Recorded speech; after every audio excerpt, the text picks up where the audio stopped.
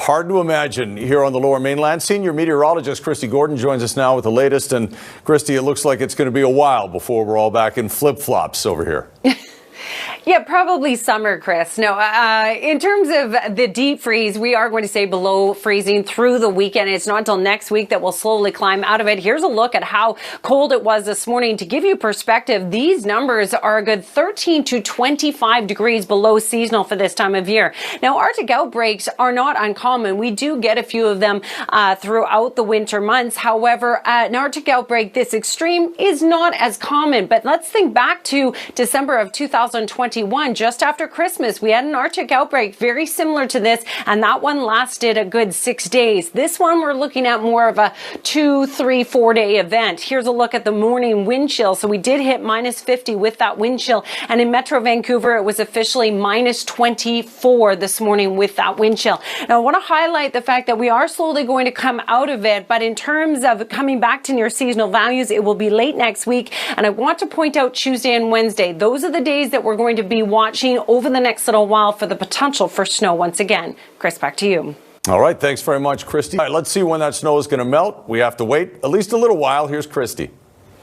That's right. So any snow that's in place right now, Chris, really will stay through the weekend. It's not until maybe Tuesday that we'll start to climb up above that freezing mark and help to melt some of that snow away. The extreme cold warnings are still in place. Arctic outflow warnings are still in place. So these are the potential wind chills overnight tonight and into tomorrow morning. However, today really was the coldest day, but tomorrow will be very cold as well. And we could break daily records again tomorrow. Keep in mind, these aren't all-time coldest records. They're just daily records, but nonetheless, this is a pretty significant Arctic outbreak. Thought I would just show you some of the warning signs for hypothermia. First one is confusion, and another one which I found surprising, shivering. I thought that shivering would just be a basic thing of being cold, but it actually is a sign, a warning sign of hypothermia.